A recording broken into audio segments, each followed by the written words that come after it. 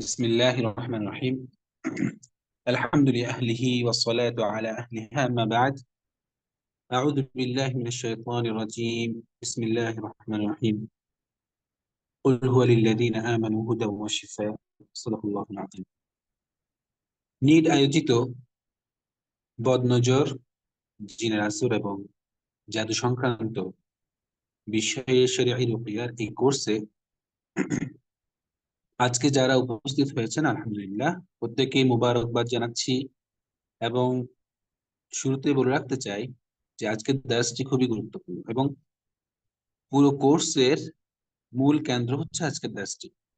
এই জন্য আশা করব আপনারা প্রত্যেকেই উপস্থিত হবেন এবং একে অপরকে যারা চিনেন তাদেরকে, আপনার যারা এনরোল করেছে তাদেরকে রিমাইন্ড করে দিতে পারেন জয়েন হওয়ার জন্য। আশা করি আমার ভয়েস ক্লিয়ারলি শোনা যাচ্ছে। প্রিয় ভাই এবং বোনেরা যারা এই কোর্সটিতে এনরোল করেছেন, আশা করব আপনারা এতদিন আমরা যা আলোচনা করেছি এখান থেকে মোটামুটি সবকিছু বিষয়, যে বিষয়গুলো আমরা এখানে এই কোর্সে আলোচনা করার চেষ্টা করেছি, এগুলো আপনাদের কাছে ক্লিয়ার হয়েছে। পাশাপাশি যেসব বিষয়ে আপনারা প্রশ্ন করছেন বা প্রশ্ন পাঠিয়েছেন, ইনশাল্লাহ আমরা শেষ দার্সে অর্থাৎ আগামী দার্সে আমরা এই প্রশ্নগুলোর উত্তর আপনাদেরকে জানাবো।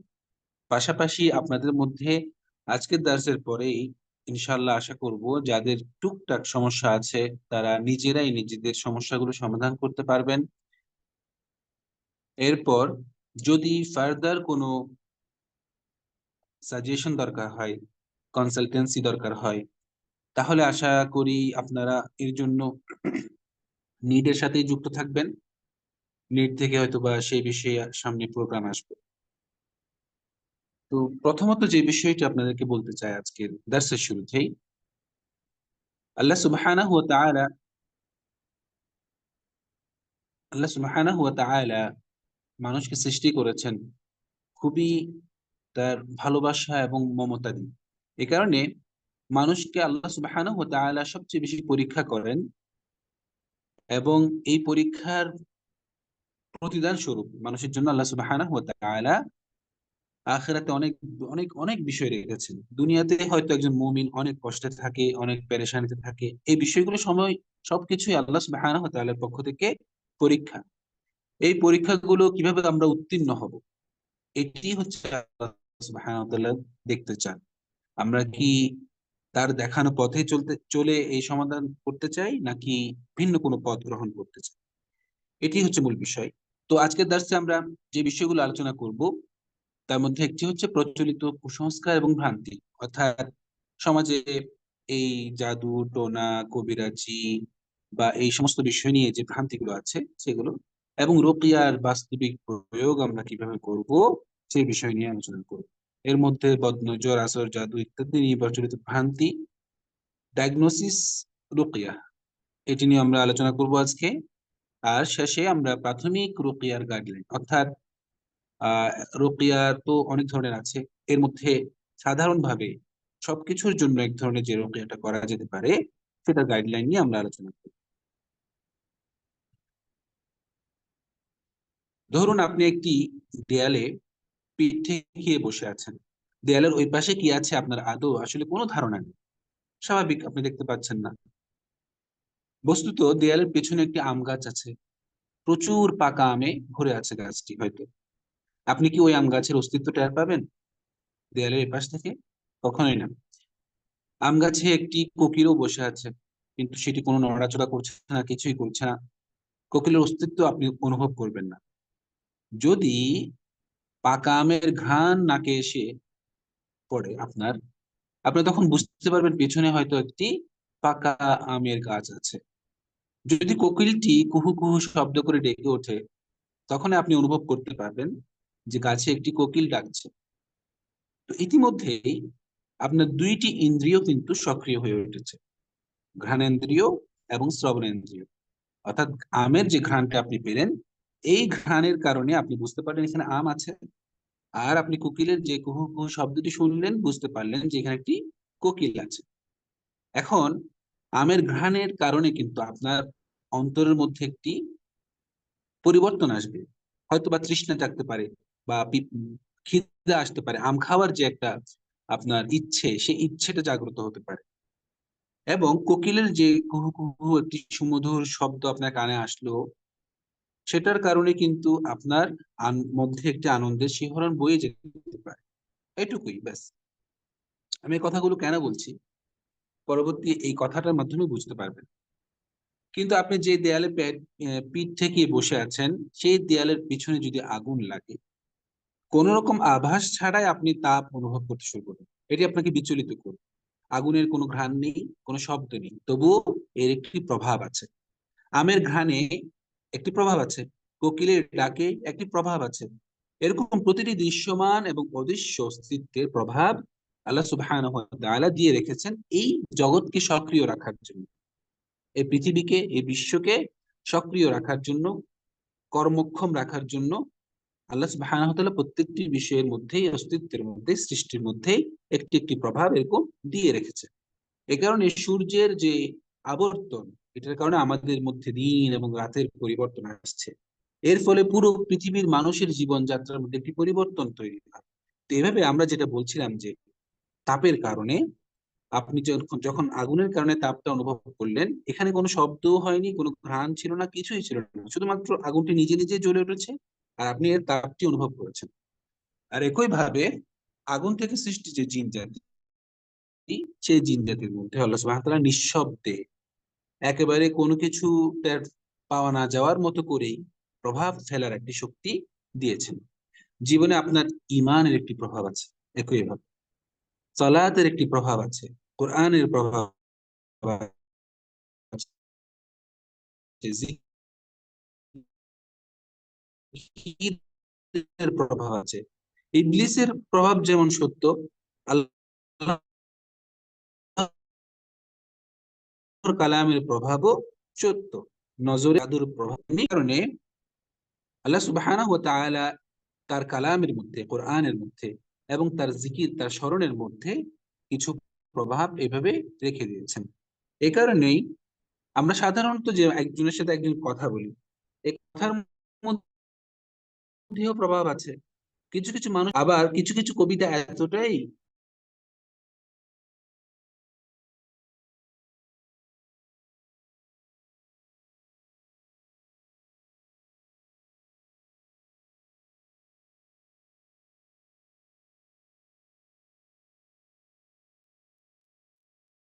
আমি মনে হয় ডিসকানেক্টেড হয়ে গেলাম।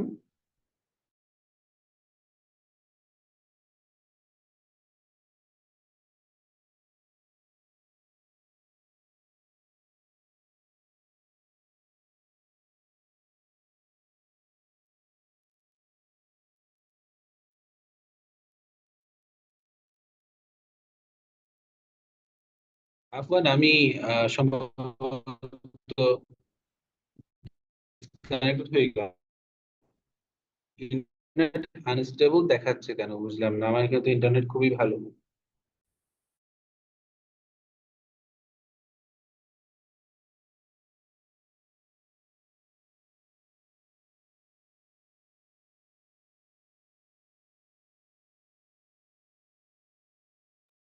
আচ্ছা, আমার আরেকটা ডিভাইস থেকে একটু এরর দেখাচ্ছে, আমি এখান থেকে কন্টিনিউ করি।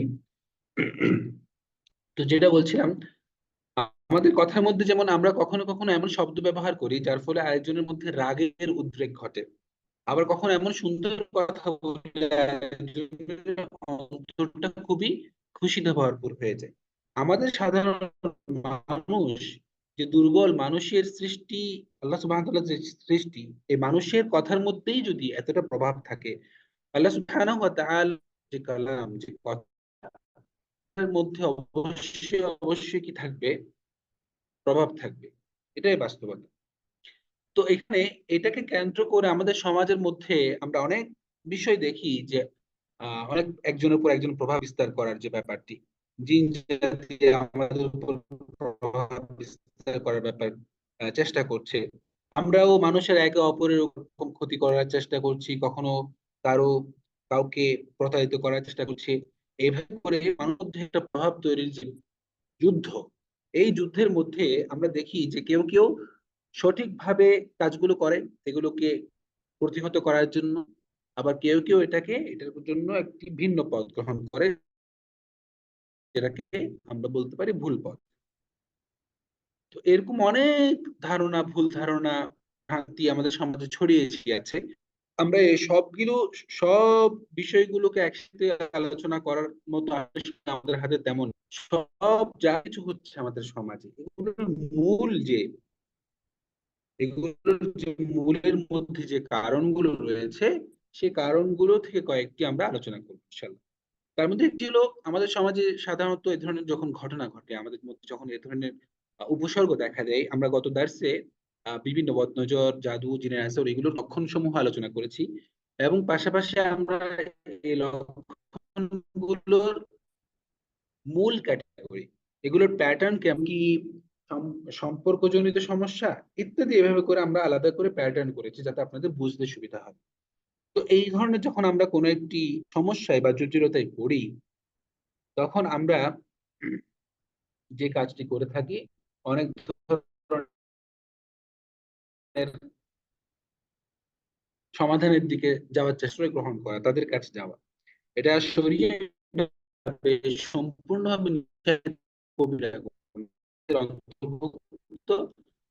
আল্লাহ রসুল সাল্লাল্লাহু আলাইহি ওয়াসাল্লাম বলেছেন, তাদের কাছে যাওয়া এটি হচ্ছে ইসলামের শিরকের পরের স্থানের একটি পাপ, এবং এর ফলে আল্লাহ সুবহানাহু ওয়া তাআলা ওই বান্দার কে চেয়েও দেখেন না, এবং সেই মানুষটির ইবাদতও কবুল হয় না।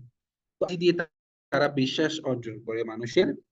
কিন্তু আমরা আগেও কয়েকটি পর্বে আলোচনা করেছি যে এই সমস্ত ভেলকিবাজির পেছনে আসলে রহস্যটা কি। হ্যাঁ, আমরা আগামী দার্সেও এটার একেবারে চূড়ান্ত একটি বিষয় আলোচনা করব, যে জাদু, জাদু বিষয়টি, এটার পেছনে রহস্য কি, জাদুর কাজ কি, জাদুটা কিভাবে ঘটে। এগুলো আমরা কোরআন এবং হাদিসের বিভিন্ন আলোচনা থেকে দেখব যে এগুলোর পেছনে মূল রহস্য কি। মূলত আমরা এই সমাজের মধ্যে যেগুলো কবিরাজি এবং তান্ত্রিকতা চলে থাকে, এগুলো অ্যাভয়েড করতে হবে আমাদেরকে। আমরা যদি কেউ মনে করে থাকি কখনো যে কবিরাজ হয়তো বা আমার এই সমস্যার সমাধান দিতে পারবে, এই যে চিন্তাধারা, এটি হচ্ছে আমার ইমান বিধ্বংসী চিন্তা। এই চিন্তা থেকে বেরিয়ে আসতে হবে। তাহলেই কেবল আল্লাহ সুবহানাহু ওয়া তাআলা তার সেই প্রকৃত কালামুল্লাহ, আল্লাহর যে কালাম, সেই কালামের উপকার আমাদেরকে ভোগ করার জন্য তৌফিক দেবেন। আল্লাহর কথা থেকে আমি উপকৃত হওয়ার জন্য আল্লাহর বিরুদ্ধাচরণ করে যারা, তাদেরকে আগে পরিত্যাগ করতে হবে। আমরা একটু সামনে সেগুলো দেখি। দ্বিতীয় যে বিষয়টি আমরা দেখে থাকি সাধারণত, সেটি হচ্ছে হাজিরা দেখা। এটি আরেকটি মারাত্মক বিষয়। একেবারে আপনারা হয়তো বা ধর্মীয় লেবাসের অনেক মানুষকে দেখতে পাবেন। হ্যাঁ, সমাজে প্রচলিত যে সমস্ত এই ঘটনাগুলো ঘটে, এগুলো হয়তো বা কোনো মাওলানা হতে পারে, কখনো ইমাম হতে পারে, এরকমও হতে পারে যারা হাজিরা দেখেন বা কবিরাজি কাজ কারবার গুলো করেন। তাদের পোশাক আশাকের কারণে এই বিষয়গুলো জাস্টিফাইড হয়ে যায়। ঠিক আছে, এই জন্য এই সকল বিষয়গুলো থেকে দূরে থাকতে হবে। হাজিরা দেখা যে বিষয়টি, এটিও এক এক ধরনের জিনকে ব্যবহার করেই করা হয়ে থাকে, এবং এটাও এক ধরনের ধোঁকাবাজি। কারণ আপনাদেরকে একটা মূল নীতি মাথায় রাখতে হবে, জিন জাতি বলতেই মিথ্যাবাদী, জিন জাতি বলতেই মিথ্যাবাদী, এবং এরা কখনোই সত্য কথা বলতে পারে না, চেষ্টাও করে না। এদের প্রাথমিক একেবারে নর্মাল যে অভ্যাস, সেটি হচ্ছে মিথ্যে বলা। তো এই জন্য হাজিরার মাধ্যমে যে জিনগুলোকে আনা হয়, যাদের মাধ্যমে দেখা হয়, তারা টুকটাক সত্যের সাথে বেশিরভাগ মিথ্যা মিশিয়ে এই ব্যবসাটিকে আসলে বেগবান রাখার জন্য এই কথাগুলো বলে থাকে। তাই হাজিরা দেখা এটিও সম্পূর্ণভাবে একটি ইসলাম বিরোধী কর্মকাণ্ড। রুকিয়া শারঈয়ার মধ্যে এই কবিরাজি, তান্ত্রিকতা এগুলোর কোনো অবকাশ নেই, হাজিরা দেখারও কোনো অবকাশ নেই। আরেকটি বিষয় যেটি, সেটি হচ্ছে কাঁটা দিয়ে কাঁটা তোলা। অনেকেই বলে থাকেন, বেশিরভাগ অনেক কবিরাজরাও বলেন এবং সাধারণ মানুষরাও বলেন যে তাকে যেহেতু জাদু করা হয়েছে, তার জাদু কাটার জন্য আরেকটা জাদু করতে হবে, অর্থাৎ জাদু দিয়ে জাদু। এটি হচ্ছে একবার সম্পূর্ণ ভুল এবং ভ্রান্তি। কারণ কখনো জাদু দিয়ে যদি কাটা হয়, একটা ছুরি দিয়ে যদি আপনি ছুরি কাটতে চান, সেটা কি সম্ভব? কাঁটা দিয়ে কাটা তোলা, এই আহ যে আইডিয়মসটা আছে, এটি হয়তো বা কিছু অংশে সত্য, কিন্তু বাস্তবে আপনি যদি চিন্তা করেন, একটি খারাপ কাজকে আরেকটি খারাপ কাজ দিয়ে কখনোই সম্পূর্ণভাবে নিরাময় করা সম্ভব না। ফর এক্সাম্পল, একটি আপনার হাত কেটে গেল, অর্থাৎ এখানে আপনার আঙ্গুল পর্যন্ত, কবজি পর্যন্ত কেটে গেল। এখন কবজির ব্যথা নিরাময় করার জন্য আপনি কোনই পর্যন্ত কেটে ফেলবেন, সেটা তো সম্ভব না। বা এখানে যে কাজটা করা হয় জাদু দিয়ে জাদু কাটার ব্যাপারে যেটা বলা হয়ে থাকে, সেটা আসলে যারা জাদু করে অন্য জাদুকে কাটার জন্য চেষ্টা করে তারাও শিরকি এবং কুফরি পদ্ধতি অবলম্বন করে। তো যেটা আমরা সবসময় বলে থাকি, যে বিষয়ের সূচনা ঘটবে ইসলামের বিরোধিতা করে, শরঈ বহির্ভূত কর্মকাণ্ড দিয়ে, সেটার মধ্যে আল্লাহ সুবহানাহু ওয়া তাআলা কখনোই কি দিবেন না? কামিয়াবি, সাফল্য দিবেন না। হয়তো ওই ব্যক্তিকে পরীক্ষা করার জন্য সাময়িক কিছু পরিত্রাণ আল্লাহ সুবহানাহু ওয়া তাআলা দিবেন, সেটা তাকে পরীক্ষা করার জন্য। আপনারা হয়তো অনেকে প্রশ্ন করবেন, কি বলেন হুজুর, এরকম কত জন এরকম উপকার পেলো? হ্যাঁ, উপকার পাবে। উপকার না পাওয়ার কথা না, উপকার পাওয়ার সম্ভাবনা বেশি থাকে।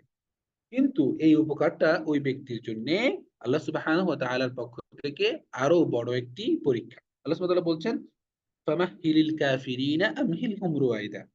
আমি কাফেরদেরকে কি করি? আরো ছাড় দিই, আরো ছাড় দিই, আরো ছাড় দিই, যাতে করে সে একেবারে শেষ স্তরে পৌঁছে একেবারে ধ্বংস হয়ে যায়। এই জন্য জাদু দিয়ে জাদু কাটার যে কথাগুলো, এগুলো থেকে আমাদের দূরে থাকতে হবে এবং এগুলোকে পরিপূর্ণভাবে অবিশ্বাস করতে হবে। যার ইমানের লেভেল যেদিকে, তার সেই ইমানটা তাকে উপকার দিবেও সেই পর্যায়ে। তৃতীয় আরেকটি বিষয় আমরা দেখে থাকি অনেক সময়, কুসংস্কার যে আমাদের বিশেষত মুরব্বীদের মধ্যে এই বিষয়গুলো আছে। তার মধ্যে একটি হলো, পূর্ণিমার রাতে এই কাজ করা যাবে না, বা অমাবস্যার রাতে ওই কাজ করা যাবে না।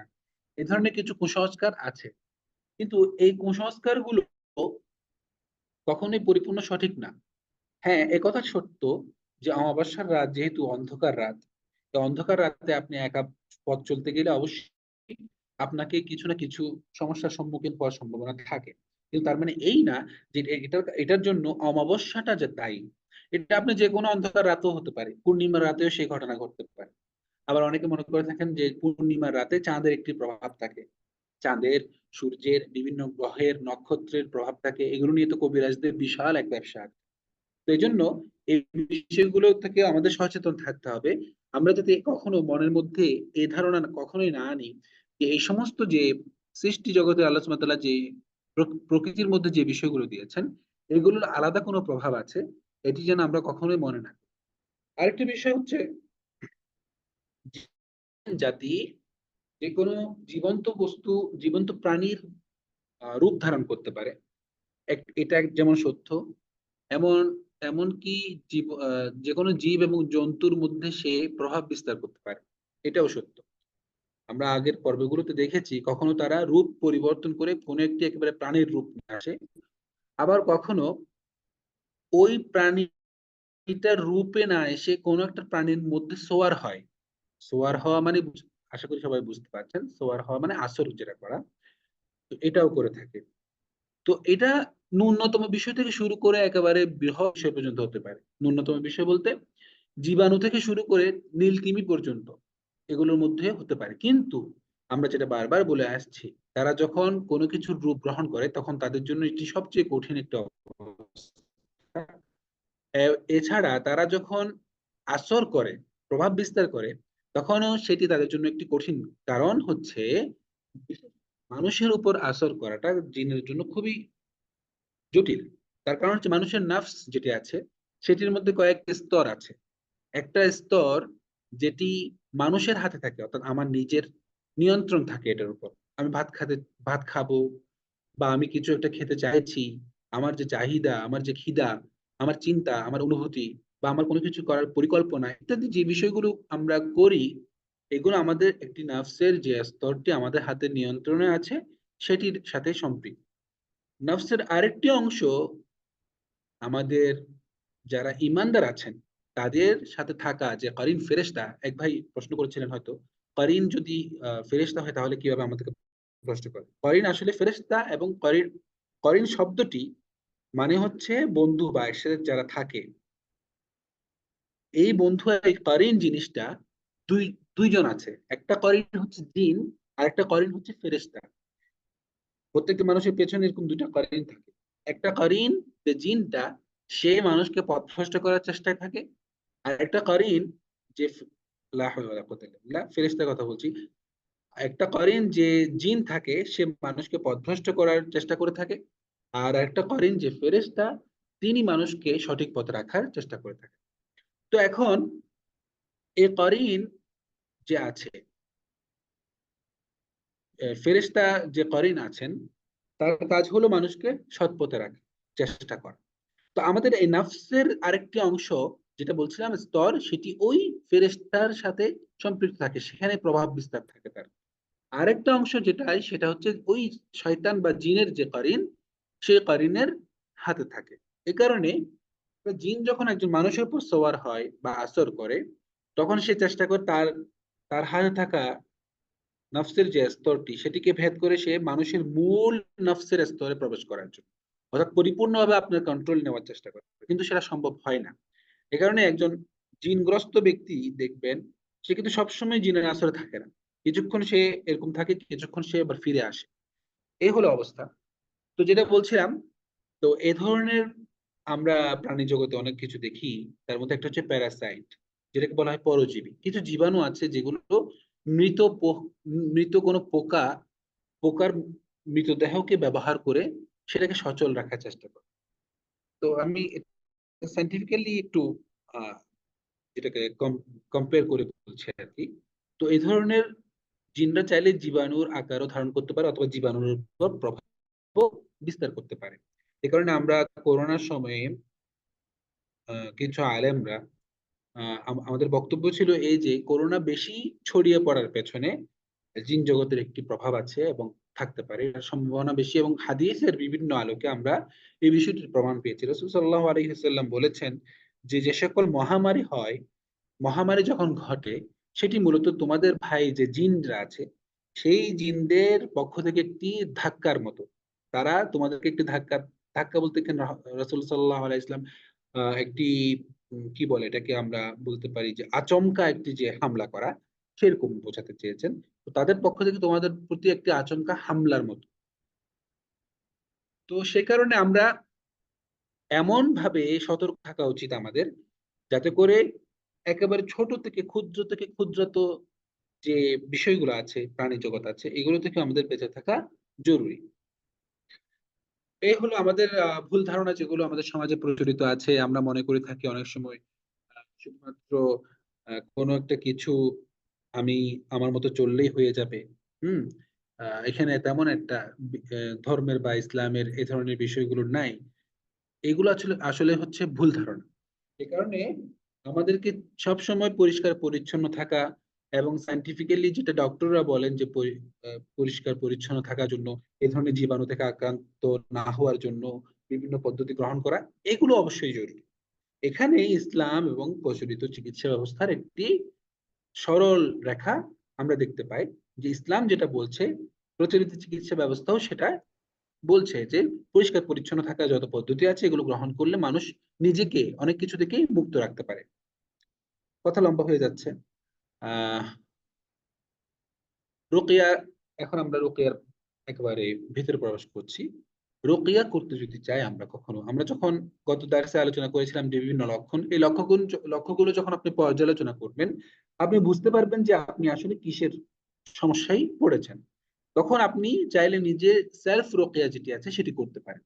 কিন্তু এর জন্য আরো কিছু ক্রাইটেরিয়া আছে, আরো কিছু প্রস্তুতি আছে, আরো কিছু বিষয় আছে, সেগুলো আমরা সামনে দেখতে পাবো। প্রথমত, রুকিয়া করার জন্য বা অন্যকে দিয়ে করানোর জন্য কিছু পূর্ব শর্ত আছে। তার মধ্যে এক নম্বরে হচ্ছে নিয়ত, ইয়াকিন, মেহনত, আকীদা। নিজেদের কেন রুকিয়া করাচ্ছে সেটি নির্দিষ্টভাবে নিয়ত করা। আমি আমার এই সমস্যার জন্য রুকিয়া করাচ্ছি, এটা অন্তরের মধ্যে আপনাকে রাখতে হবে। এর পাশাপাশি নিয়তকে পরিষ্কার পরিচ্ছন্ন করতে হবে। এরপর যে ইয়াকিন, এই কথা ইয়াকিন রাখা যে কোরআনের মধ্যে, আল্লাহর কালামের মধ্যে শেফা আছে আমার এই রোগের জন্য। তৃতীয়ত যে বিষয়, সেটি হচ্ছে মেহনত করা, কষ্ট হলেও সুস্থ হওয়া পর্যন্ত ধৈর্য ধরে রুকিয়া চালিয়ে যাওয়া। চতুর্থত যেটি, সেটি হচ্ছে আকীদা পরিশুদ্ধ করা, যেটা আমি একটু আগে আলোচনা করেছি। প্রচলিত ভুল ভ্রান্তির ব্যাপারে বলতে গিয়ে, আমার নিজের আকীদা যত বেশি শুদ্ধ হবে, আমার কোরআন আমাকে তত বেশি উপকার দেবে। এটা হচ্ছে বাস্তব মূল সূত্র। এরপরে 5 ওয়াক্ত নামাজ। 5 ওয়াক্ত নামাজ এটা খুবই খুবই ইম্পর্টেন্ট। এটা শুধুমাত্র আপনার রুকিয়ার জন্য না, আপনি মুসলিম হিসেবে জীবনযাপন করার জন্যও অতীব জরুরি। আল্লাহ আল্লাহ সুবহানাহু ওয়া তাআলা কোরআনে একটি আয়াত বলেছেন, আপনারা সবাই এই আয়াতটি জানেন, কিন্তু এই আয়াতের ভিতরে যে কিছু রহস্য আছে সেটি আমি একটু করে বলি। যদি আমার খুব পছন্দের এবং আমার নিজের প্ল্যাটফর্মটি হচ্ছে তাফসীর, এই কারণে এই ধরনের কোনো বিষয় আসলে ছাড়তে মন চায় না। তো আল্লাহ সুবহানাহু ওয়া তাআলা বলছেন যে ইন্না সলাতা তানহা আনিল ফাহশাই ওয়াল মুনকার, নিশ্চয়ই নামাজ ব্যক্তিকে গর্হিত কাজ এবং মুনকার থেকে রক্ষা করে। এখানে দুটি শব্দ নিয়ে আলোচনা করব। একটি হচ্ছে গর্হিত কাজ, সেটি আমরা বুঝতে পেরেছি, সমাজে যে প্রচলিত গর্হিত কাজ, খারাপ গুনাহ, পাপ পাপাচার, এগুলো থেকে নামাজ মানুষকে রক্ষা করে। আরেকটি শব্দ হচ্ছে মুনকার। মুনকারের আসল শব্দ হলো অপছন্দনীয় কাজ। একজন মানুষ যখন কোনো পাপ কাজ করে, আসলে কি সে সেটাকে অপছন্দ করে করে? না, সে আসলে ওটাকে পছন্দ করেই করে। যখন সে একটা পাপে লিপ্ত হয়, সে পাপটার মধ্যে একটা মজা পায় বা কোনো একটা সুবিধা পায়, কোনো একটা স্বার্থ থাকে, কোনো একটা লাভ থাকে, এজন্যই সে করে। কিন্তু আল্লাহ সুবহানাহু ওয়া তাআলা এখানে বলছেন যে মুনকার থেকে সালাত মানুষকে রক্ষা করে। মুনকার মানে তাহলে এখানে অপছন্দনীয় বিষয়। সেই অপছন্দনীয় বিষয়টা কি আসলে? ঠিক এখানে আমরা আমাদের এই কোর্সের সাথে সম্পৃক্ততা খুঁজে পাই। অপছন্দনীয় বিষয় হলো ওই সকল জিনিস, বদনজর, জাদুটোনা, জিনের আসর, এগুলো আমাদের কাছে অপছন্দনীয়। আর যখন আমরা সালাতে নিমগ্ন থাকবো, সালাতের সাথে দৈনন্দিন রুটিন আমরা তৈরি করতে পারবো, তখন এই সালাত আমাদের এই অপছন্দনীয় বিষয় থেকে রক্ষা করবে। এখানে আরেকটি শব্দ হচ্ছে তানহা। তানহা মানে রক্ষা করা। আমরা যারা অনুবাদ করেন সচরাচর তারা এই কথাটি বলে থাকেন, কিন্তু তানহার আসল শব্দ হলো প্রতিহত করা, বাধা দেওয়া। নামাজ এই সকল অপছন্দনীয় কাজগুলোকে বাধা দেয়, এই অপছন্দনীয় বিষয়গুলোকে বাধা দেয় একজন নামাজি থেকে, নামাজের কাছে পৌঁছা থেকে। এখানে মূল যে প্যাটার্নটি আল্লাহ সুবহানাহু ওয়া তাআলা চাইলে এইভাবে বলতে পারতেন যে যখন তোমরা নামাজ পড়বে তখন তোমরা এই খারাপ কাজগুলো থেকে বেঁচে থাকতে পারবে। অর্থাৎ এখানে সকর্মক ক্রিয়া হচ্ছে আমি, নামাজ পড়লে আমি বেঁচে থাকতে পারবো। কিন্তু আল্লাহ সুবহানাহু ওয়া তাআলা সেভাবে বলেননি। আল্লাহ বলছেন যে নামাজই তোমাকে কি করবে, তোমার নামাজটাই তোমাকে রক্ষা করবে, তোমার নামাজটাই তোমাকে এই অপছন্দনীয় বিষয়গুলো থেকে প্রতিহত করবে। তো এখানে আমরা বুঝতে পারছি নামাজ একটা সবচেয়ে বড় রুকিয়া। এজন্য নামাজের উপর অটল থাকতে হবে, 5 ওয়াক্ত নামাজ নিয়মিত পড়তে হবে, এটা হচ্ছে রুকিয়ার পূর্ব শর্ত। তৃতীয় যে বিষয় সেটি হচ্ছে নারী পুরুষের পর্দা। অর্থাৎ নারীরা সবসময় পর্দার সাথে চলাফেরা করা, যথাসম্ভব যতটুকু সম্ভব ঘরের ভেতরীয় পর্দার সাথে চলাফেরা করা, এবং সবকিছুর মধ্যে পর্দাকে মেনটেন করা, এটা খুবই গুরুত্বপূর্ণ রোকেয়ার জন্য। বিশেষ করে আপনার রোকেয়া ফলপ্রসূ হবে তখনই যখন আপনি একজন পর্দানশীল নারী হতে পারবেন। একইভাবে পুরুষের জন্য বর্তমানে আমরা দেখতে পাই যে পুরুষরা নারীদের চেয়ে বেশি বেপরোয়া হয়ে গেছে, হাফ প্যান্ট পরে ঘুরছে। তো এটাকে মানুষ অনেক সময়, আলেম ওলামারাও আলোচনা করার সময় নিয়ে আসেন না, কিন্তু আসলে এটা আরো বেশি গুরুত্বপূর্ণ। একজন পুরুষ হাফ প্যান্ট পরে রাস্তাঘাটে ঘুরবে, এটি তার জন্য পর্দার খেলা। এজন্য একজন পুরুষ যিনি রোকেয়া করতে চান তাকেও এই বিষয়গুলো মাথায় রাখতে হবে, তাকে পুরোপুরি একজন পর্দা ওয়ালা পুরুষে পরিণত হতে হবে। এটা শুধুমাত্র রোকেয়ার জন্যই না, নিজের জীবনের জন্য। এবং ঘরের মধ্যে ইদানিং কিছু একটা আলোচনা আমি দেখতে পাচ্ছি ফেসবুকে, ঘরের মধ্যে একজন মা বোন ঘরের পুরুষ সদস্যদের সামনে কি ধরনের পোশাক পরবেন, এই বিষয় নিয়ে আলোচনা হচ্ছে। এটাতেও আমাদের এই কথাগুলো মাথায় রাখতে হবে যে ঘরের ভিতরে আমাদেরকে যথাসম্ভব পর্দা এবং শালীনতার সাথে থাকতে হবে। পুরুষরাও ঘরের মধ্যে যে আমাদের মা বোনরা আছেন তাদের সামনে নিজেদের যথাসম্ভব পর্দার সাথে রক্ষা করতে হবে। এই বিষয়গুলো হচ্ছে রোকেয়ার পূর্ব শর্তের মধ্যে। আরেকটি হচ্ছে কবিরা গুনাহ বাদ দিয়ে দেওয়া। যদি আপনি রোকেয়া করতে চান, আপনার এই রোকেয়াকে একেবারে পারফেক্টলি যদি এফেক্টিভ করতে চান, তাহলে আপনাকে যেটা করতে হবে সেটা হচ্ছে কবিরা গুনাহগুলোকে বাদ দিয়ে দিতে হবে, এই অভ্যাসগুলোকে আপনাকে ছেড়ে দিতে হবে। তা না হলে আপনার ওই যে কাটাকাটির মতো আপনার রোকেয়ার সাথে আপনার গুনাহগুলো কাটাকাটি হয়ে যাবে। যাই হোক, এরপরে যে বিষয় সেটি হচ্ছে তাবিজ কবজ যদি আপনার মধ্যে থাকে, আপনার শরীরে যদি থাকে, সেগুলো আপনাকে খুলে ফেলতে হবে। দ্বিতীয়ত কবিরাজের কাছে যাওয়ার কোনো প্রশ্নই আসে না, কবিরাজের কাছে যাওয়া যাবে না। যদি কখনো গিয়েছেন এমন হয়ে থাকে, সেটার জন্য আল্লাহর কাছে খাস দিলে অন্তরের অন্তঃস্থল থেকে তাওবা করতে হবে। এই বিষয়গুলো যখন আপনি করবেন, তখন আপনি মোটামুটি রুকিয়া করার জন্য বা করানোর জন্য মোটামুটি প্রস্তুত।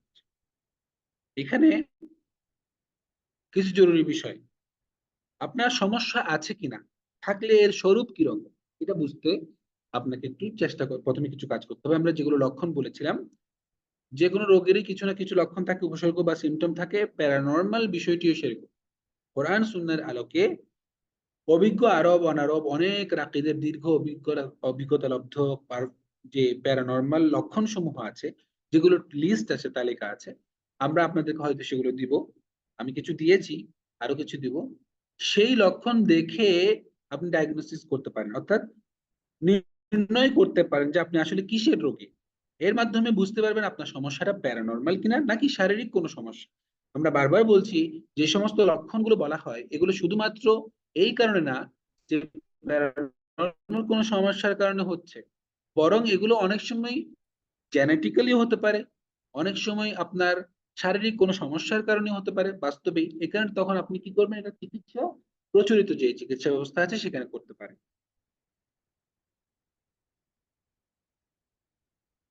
এ কারণে আমরা গত দার্সে আমরা ওই লক্ষণগুলোর মূল ক্যাটাগরি গুলো বলেছি। শারীরিক কিছু লক্ষণ আছে, মানসিক কিছু লক্ষণ আছে, আবার সম্পর্কজনিত সমস্যার কিছু লক্ষণ আছে, সম্পদের কোনো ক্ষতি হওয়ার বিষয় লক্ষণ আছে। তো এগুলো আমরা কেন বলেছি, যাতে করে আপনার রুকিয়ার দরকার আছে কিনা, থাকলে সেটা কোন মাত্রার, কোন ক্যাটাগরির, কোন ধরনের রুকিয়ার দরকার, এসব বিষয়ে স্পষ্ট করা।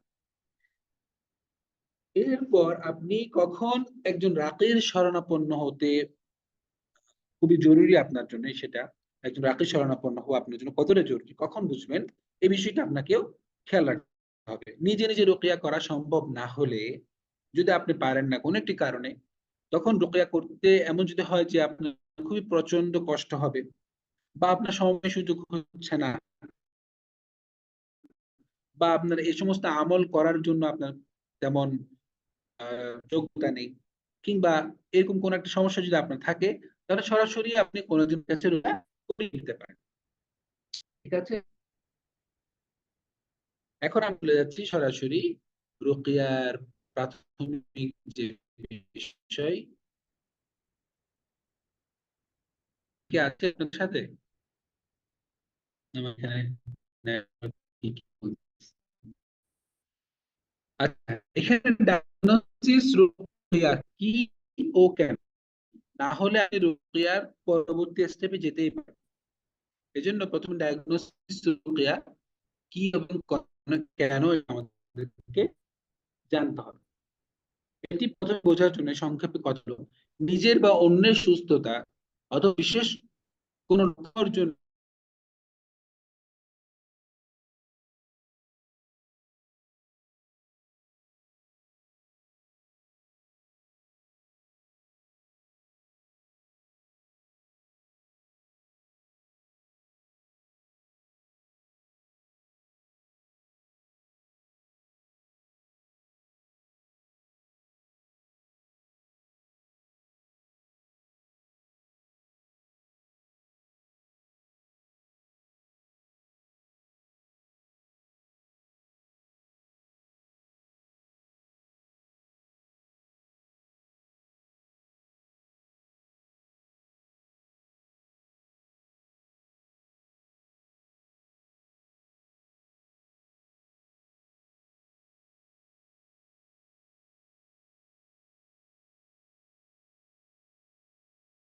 কোন লক্ষ্য অর্জনের উদ্দেশ্যে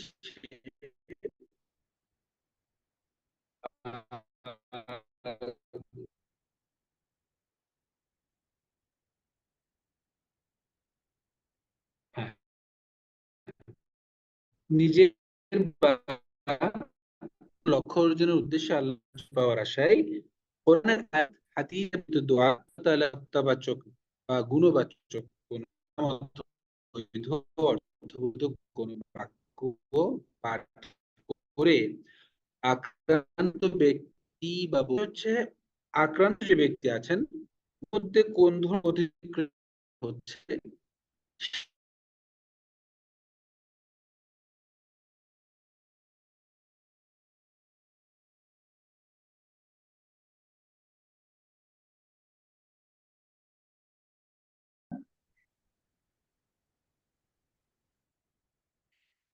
ধরুন আপনি জিন, জাদু অথবা বদনজর ইত্যাদি কোনো প্যারানর্মাল সমস্যায় আক্রান্ত কিনা।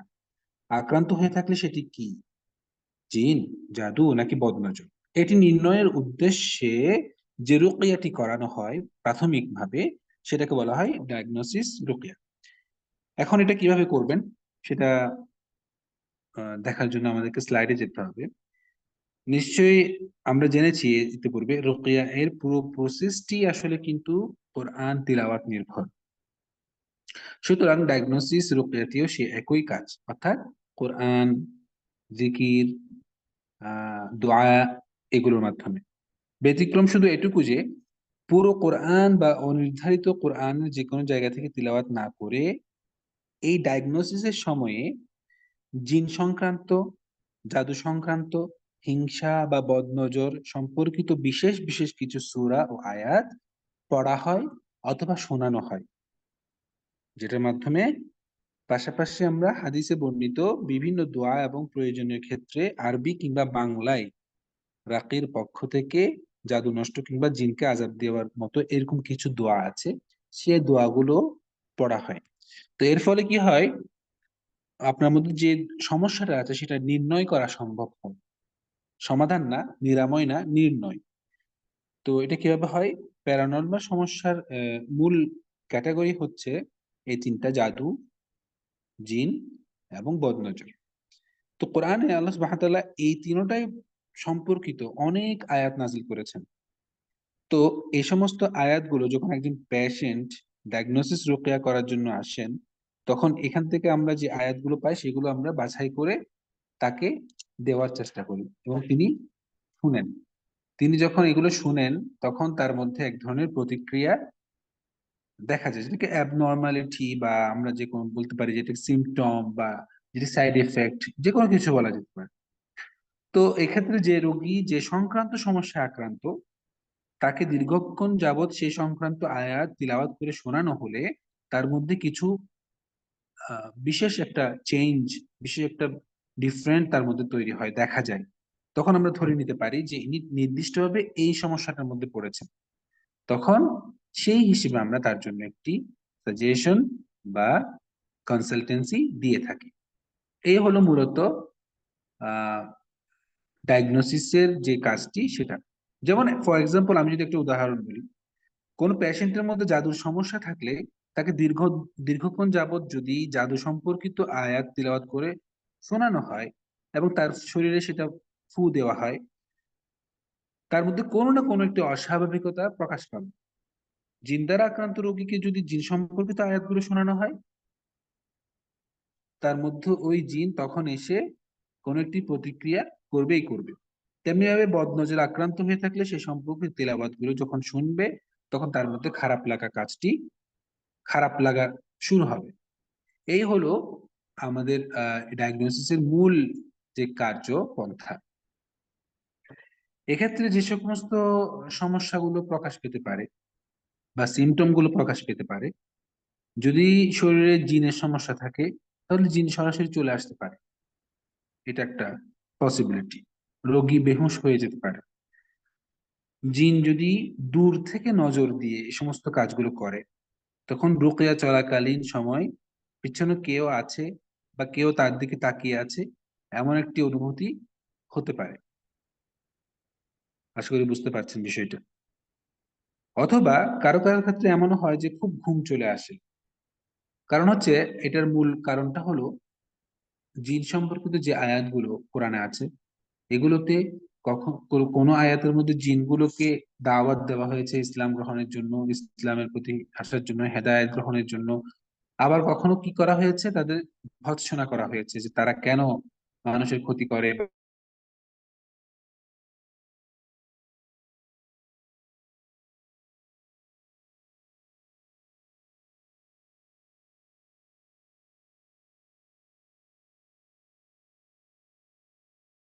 তখন তারা এটার জন্য রিয়াকশন দেখায়। যখন রিয়াকশনটা দেখায় তখন আমরা বুঝতে পারি যে এর মধ্যে ওই সমস্যাটি আছে।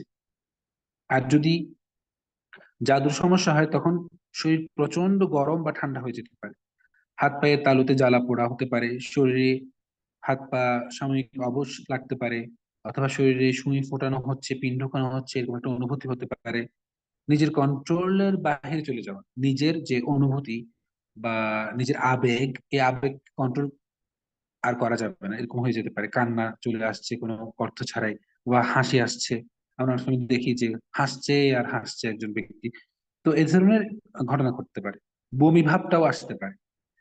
মাত্রাতিরিক্ত মাত্রাতিরিক্ত মাথা ব্যথা এটাও হতে পারে। হ্যাঁ, কখনো পুরো শরীর ব্যথা বা একেবারে দুর্বল হয়ে যেতে পারে শরীর। এইটা হচ্ছে জাদুর যদি কোনো সমস্যা থাকে, জাদুর আয়াতগুলো যখন শুনবেন একজন মানুষ, তখন তার মধ্যে এই ধরনের আহ ইয়েগুলো চলে আসতে পারে। আর যদি বদনজরের কোনো সমস্যা থাকে, তখন যদি বদনজর সংক্রান্ত যে আয়াতগুলো আছে সেগুলো যদি শোনানো হয় বা পড়ে, একজন ব্যক্তি নিজে পড়ে রোগী, তখন তার মধ্যে আহ প্রচন্ড ঘুম আসতে পারে। ঘুম আসবে, অথবা বারবার হাই তুলবে, মানে হচ্ছে যেটা হামি দেওয়া, বারবার হাই উঠা, এই ধরনের হতে পারে। আচ্ছা, তবে এই সমস্ত যে সকল পার্শ্ব প্রতিক্রিয়া দেখা যাবে, এগুলোর কারণে কিন্তু ভয় পাওয়ার কোনো কারণ নেই। কারণ হচ্ছে সমস্যাগুলো তখন যখন দেখা যায় সেটা সাময়িক, সেটা থাকবে সাময়িক। এটা খুব একবারে দীর্ঘক্ষণ হবে তা না। এই জন্য এটা নিয়ে খুব ভয় পাওয়ার কিছু নেই।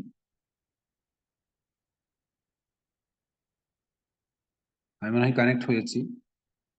ও, হ্যাঁ, মনে হচ্ছে কানেক্ট হলাম। আমাকে একটু কষ্ট করে আমার পিসি থেকে একটু এটা করে দিবেন ইনশাআল্লাহ।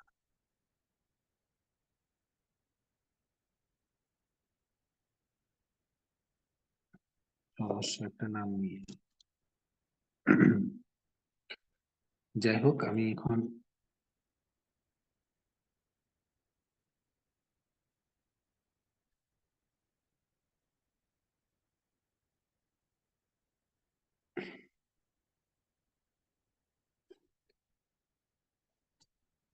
আশা করি আপনারা দেখতে পাচ্ছেন এখন।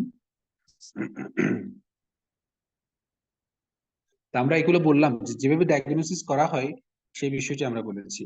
এখন এখানে যে বিষয়টি সেলফ ডায়াগনোসিস করার ক্ষেত্রে প্রথমত, হ্যাঁ, তো এগুলো উল্টো পাল্টা হয়ে গেছে। আচ্ছা, এখন আমরা কিভাবে করব, নিয়মটা কি?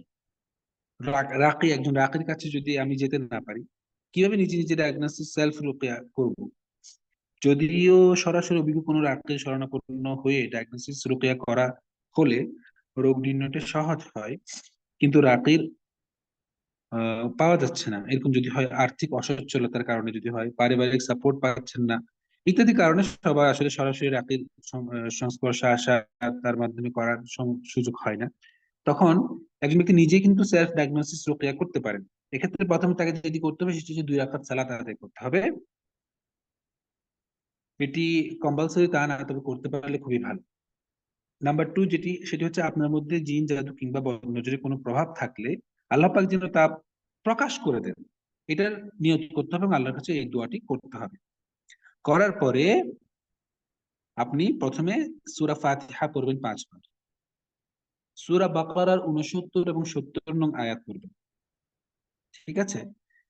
এরপরে সূরা শুআরার 62 নং আয়াত পড়বেন। আমি এগুলো লিখিতভাবে হয়তো দিব ইনশাআল্লাহ। তো এই 3টি আয়াত বা এই সূরা ফাতিহা সহ বাকি 2টি আয়াত কয়েকবার করে পড়ে নেবেন। পড়ার পর আপনার নিয়তটা পরিশুদ্ধ করবেন, যে কি আপনার সমস্যার সমাধানের নিয়তে শুনবেন। উদাহরণস্বরূপ ধরুন, আহ মানে সমস্যার সমাধানটা করার জন্য যেটা সিমটম সেটি যেন প্রকাশ পায়। ফর এক্সাম্পল, আপনার বিয়ের ক্ষেত্রে সমস্যা আছে, সেক্ষেত্রে আপনি বলবেন যে আল্লাহ, আমার মধ্যে জিন জাদু কিংবা হিংসা বা বদনজর সম্পর্কিত কোনো সমস্যা থাকলে আপনি তা প্রকাশ করে দিন। আমার বিয়ের ব্যাপারে কোনো বাধা থাকলে কোরআনের বরকতে আপনি তা নষ্ট করে দিন এবং আমাকে সুস্থ করে দিন। অনেক সময় সুস্থ হয়ে যেতে পারেন এক্ষেত্রে। তো এভাবে করে আপনি দোয়া করতে পারেন। এরপরে আল্লাহ পাক যেন এটা প্রকাশ করে দেন, এই দোয়াটি করবেন। এরপরে মনোযোগ দিয়ে তিলাওয়াত শুনবেন। যেভাবে শুনবেন সেটি হচ্ছে কি, ইউটিউবে সাধারণত আহ রোকেয়ার বিভিন্ন তিলাওয়াত পাওয়া যায়। আপনি হয়তো সার্চ করলে সেখানে আপনি যদি লেখেন যে জাদু সংক্রান্ত আয়াত সমূহ, এটা লিখলে আসবে, অনেক আছে। তার মধ্যে কোনো একটি দীর্ঘ বা সংক্ষেপ, যেটি আপনার সময়ের সাথে সামঞ্জস্য হয়, এরকম একটি তেলাওয়াত চালু করে মনোযোগ দিয়ে শুনবেন। মনোযোগ দিয়ে শুনবেন, তবে একটু লম্বা তেলাওয়াত যদি শুনতে পারেন তাহলে আপনি সেটি একটু ভালোভাবে রিকগনাইজ করতে পারবেন। তো আপনি আজকে শুনলেন, পরের দিন আবারও শুনতে হবে। প্রতিদিন একই তেলাওয়াত শুনতে হবে তা না, এক এক দিন এক এক তেলাওয়াত শুনতে পারেন, এক এক কারির তেলাওয়াত শুনতে পারেন, সমস্যা নেই। সেক্ষেত্রে আপনি যাচাই করে দেখবেন যে কোন তেলাওয়াতটি শুনলে আপনার অসুবিধা হচ্ছে, আপনার শুনতে মন চাইছে না, মন ছটফট করছে, মাথা ঘোরাচ্ছে, বুম বুম ভাব লাগছে, মানে যে তেলাওয়াতটি শুনলে শারীরিক বা মানসিক কোনো প্রতিক্রিয়া বা খারাপ লাগা কাজ করবে, সেটাকে বেশি বেশি শুনবেন। দিন রাত মিলিয়ে দৈনিক 2 ঘন্টা তেলাওয়াত শোনা দরকার আছে। তো যদি আপনার আরো সময় থাকে হাতে, আপনি যদি খুব সিরিয়াস হন যে আমার এই সমস্যাটার সমাধান আমি বের করবোই, এটার কোন সমস্যা এটা আমি বের করবোই, এরকম যদি, তাহলে আপনার জন্য আমরা কিছু রিকমেন্ড করতে পারি। হ্যাঁ, সকালে ফজরের পরে তিলাওয়াত শুনলেন আপনি সিহেরের আয়াতগুলো। এরপরে আপনি রাতে মাগরিব বা এশারের পরে শুনলেন জিন সংক্রান্ত আয়াতগুলো বা বদনজরের আয়াতগুলো। এই এভাবে যদি আপনি প্রতিদিন শুনেন, 1 সপ্তাহ কমপক্ষে, সর্বোচ্চ 2 সপ্তাহ যদি শুনেন, আপনি একটা সময় গিয়ে বুঝতে পারবেন যে আপনার কোন সমস্যা এবং কোন প্রতিক্রিয়াগুলো দেখা যাচ্ছে, আপনার মধ্যে আসলে কোন কোন লক্ষণগুলো, উপসর্গগুলো দেখা যাচ্ছে, আপনি এই বিষয়গুলো নিজেই টের পাবেন। খেয়াল রাখতে হবে সবসময় শোনার সময় তেলাওয়াত গুলো অজুর সাথে যেন শুনেন। মাঝখানে যদি আপনার অজু ভেঙে যায় তাহলে সমস্যা নেই, অজু যদি আপনি আবার রিকভার করতে পারেন তাহলে ভালো। সবচেয়ে গুরুত্বপূর্ণ যে বিষয় সেটি হচ্ছে অন্যান্য কাজগুলো বাদ দিয়ে পরিপূর্ণভাবে ফ্রি হয়ে এই কাজের জন্য মনোযোগ দিয়ে ভালোভাবে শুনতে হবে। নিজেকে সজাগ রাখার ট্রাই করতে হবে, অনেক সময় ঘুম চলে আসতে পারে। আপনি যখন শুনবেন দেখবেন যে আপনার ঘুম চলে আসছে, সেক্ষেত্রে আপনাকে নিজেকে জাগ্রত রাখতে হবে। অনেক সময় পেশেন্টের সমস্যা অনেক দীর্ঘদিনের সমস্যা, অনেক শক্তিশালী জাদু করা হয়েছে, এক্ষেত্রে একবার দুইবার শুনলে কোনো কাজ হবে না। এই জন্য আপনাকে লং টাইম, যতদিন আপনার মধ্যে কোনো একটি প্রতিক্রিয়া দেখানো যাচ্ছে, আপনি তো প্রথমে বুঝতে পেরেছেন যে আপনার কোনো না কোনো একটি সমস্যা আছে, এখন আপনি এখানে জাস্ট ডায়াগনোসিস করছেন যে কোন সমস্যা সেটি। এই জন্য আপনি যতদিন সেই সমস্যাটি বের হয়ে না আসছে, ততদিন আপনি শুনতে থাকুন। হ্যাঁ, মাত্র 2-1 বার শুনলে কাজ হবে। যদি আপনি এই কাজগুলো একজন কোনো রাকির তত্ত্বাবধানে করতে পারেন, কোনো রাকির কাছ থেকে জেনে নিয়ে, তিনি যদি আপনাকে সাজেস্ট করে দেন যে এই এই আয়াতগুলো তেলাওয়াত শুনেন, অমুক কারির তেলাওয়াত শুনেন, এতক্ষণ ধরে শুনেন, ওই সময়ে শুনেন, এভাবে করে শুনবেন, এভাবে যদি তিনি আপনাকে সাজেস্ট করতে পারেন তাহলে আপনার জন্য খুব সহজ হবে কাজগুলো। তা আপনি যদি আক্রান্ত হয়ে থাকেন, তাহলে পুরো তেলাওয়াত শোনার পরে শরীরে জ্বালা পোড়া করতে পারে, সুই ফোটানোর অনুভূতি হতে পারে, বমি বমি ভাব আসতে পারে, মাথা ব্যথা হতে পারে, প্রচন্ড ঘুম পেতে পারে, শরীর ব্যথা, দুর্বল হয়ে যেতে পারে, বিভিন্ন ধরনের প্রতিক্রিয়া আপনার প্রকাশ পেতে পারে। তবে এতে ভয়ের কিছু নেই, এগুলো সাময়িক, যেটা বলেছি একটু আগে। তেলাওয়াত শোনার পরে আপনার কি প্রতিক্রিয়া হচ্ছে, আপনার কি অনুভূতি হচ্ছে, সেইগুলো আপনি নোট করে নিন। নোট করার পর অভিজ্ঞ কোনো রাকের সাথে সেগুলোকে শেয়ার করেন, তার কাছ থেকে আহ, আপনি তার কাছ থেকে এই বিষয়গুলোর ব্যাপারে সমাধান নেওয়ার চেষ্টা করুন। এ হলো সেলফ ডায়াগনোসিস রুকিয়া, যেটার মাধ্যমে আপনার মধ্যে কি সমস্যা আছে সেটা আপনি বের করতে পারবেন। যে আয়াতগুলো আমি বললাম, মূলে সূরা ফাতিহা এবং সূরা বাকারার 69 এবং 70, সূরা শুআরার যে 62 আয়াত, এগুলো আপনি পড়ার পর, এগুলো পড়ার পর বাকি আপনার বাকি কাজ শুরু হবে। অন্যান্য আয়াতগুলো, যেগুলো নির্দিষ্ট আয়াত, সেই আয়াতগুলো আমরা দিয়ে দিতে পারি আপনাদেরকে। তো আয়াতগুলো আপনারা দেখে দেখে পড়তে পারেন। হ্যাঁ, অথবা চাইলে যদি পড়ার সুযোগ না থাকে শুনতে পারেন। এভাবে করে আপনি এই কাজগুলো করবেন। এরপরে আমরা চলে যাচ্ছি, আপনার মধ্যে কোনো একটি সমস্যা হয়তো আপনি দেখেছেন, আপনার মনে হচ্ছে যে এটি সাধারণ কোনো সমস্যা, খুব বেশি জটিলতা এখনো আকার লাভ করেনি। আপনি যদি সাধারণ কোনো সমস্যায় পড়ে থাকেন তাহলে সেক্ষেত্রে আপনি চাইলে এর একটা সমাধানের জন্য নিজেই একটা সেলফ রুকিয়া করতে পারেন। সাধারণ যেভাবে করা করা হয়ে থাকে সেটা করে দিতে পারেন। সেই বিষয়টি আমরা আপনার সেই গাইডলাইনটি আমরা এখন দেওয়ার চেষ্টা করব। প্রথমত যে কাজটি আপনাকে করতে হবে, লক্ষণ মেলানো। আমরা যে লক্ষণগুলো দিয়েছিলাম সেই লক্ষণের সাথে আপনার কোন কোনটি মিলছে, একটি দুটি মিললে হবে না, বেশিরভাগ মিলে যাচ্ছে বা অধিকাংশ মিলে যাচ্ছে, 5, 6টা, 7টা এরকম মিলে যাচ্ছে, যে ক্যাটাগরির সাথে মিলছে, তাহলে আপনি বুঝতে পারবেন যে লক্ষণগুলো দেখে যে আমি এই ক্যাটাগরির সমস্যায় পড়েছি। এখন লক্ষণ লক্ষণ মেলানো আপনার হয়ে গেল। এবার আপনি যে কাজটি করবেন সেটি হচ্ছে পানি নিবেন। পানি অথবা তেল, পানি পড়া অথবা তেল পড়া, যেটি আপনার সাথে যায়। আপনি যে বিষয়টি, যেটি আপনি ব্যবহার করতে স্বচ্ছন্দ বোধ করেন, অনেকে তেল গায়ে মালিশ করে, মাথায় দেয়, তারা তেল পড়া নিতে পারেন। অথবা যারা পানির জন্য বলছেন তারা পানি পড়া নিতে পারেন। পানির ক্ষেত্রে আপনি বৃষ্টি পানি যদি নিতে পারেন ভালো, তার চেয়ে ভালো হয় যদি জমজমের পানি ব্যবহার করতে পারেন। 2 লিটার পানি ভর্তি একটি বোতল নেবেন এবং কোরআন তেলাওয়াত করবেন প্রতিদিন। আপনি যদি কোনো নারী হয়ে থাকেন তাহলে তিনি পিরিয়ডের সময় ছাড়া অন্যদিন 1 ঘন্টা আপনাকে তিলাওয়াত করতে হবে। ঠিক আছে? শুরুতে আপনি কি করবেন?